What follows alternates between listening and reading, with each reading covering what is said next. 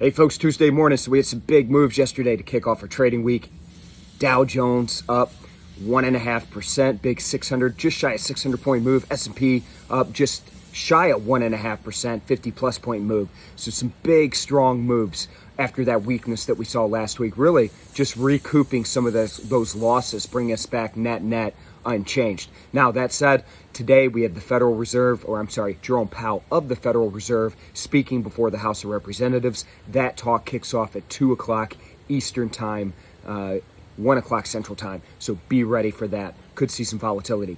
Now, speaking of volatility, speaking of day trading, speaking of FX, we saw that dollar take a bit of a hit yesterday, seeing it trade lower once again this morning.